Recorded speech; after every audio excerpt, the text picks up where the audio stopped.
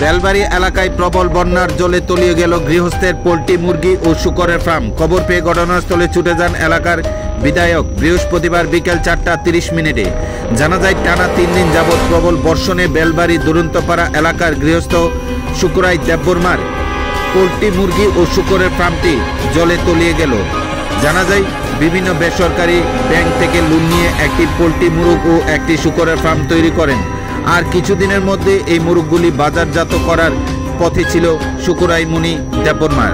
হঠাৎ 3 দিনের টানা প্রবল বর্ষণে বৃহস্পতিবার বিকেলে প্রবল বন্যার জলে তলিয়ে যায় ফার্মে থাকা পোল্ট্রি মুরগ সহ শূকরের ফার্ম। ক্ষতির পরিমাণ প্রায় 5 লক্ষ টাকার অধিক হবে বলে জানান ক্ষতিগ্রস্ত গৃহস্থ শুকুরাই মুনি দেববর্মা। এইদিকে গৃহস্থের ক্ষতিগ্রস্তের খবর শুনতে পেয়ে বৃহস্পতিবার বিকেলে ছুটে আসেন এলাকার বিধায়ক বিশ্বজিৎ কলুই। ক্ষতিগ্রস্ত পরিবারকে সরকারিভাবে ক্ষতিপূরণের আশ্বাস দিলেন বিধায়ক।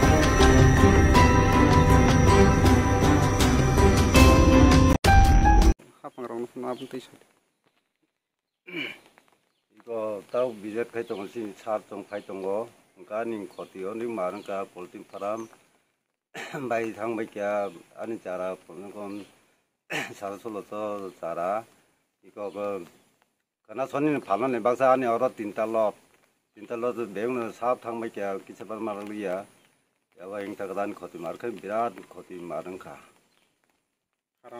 파람 볼티 파나노 바이베케 노로 병 사업 바이 참이야 볼티 파람 스스로 코팅 하나 네 서이 잘락도 바이 걸어 아이 거티 땅가다 뭐 몽땅 그래 대브로마 그런 또 봐라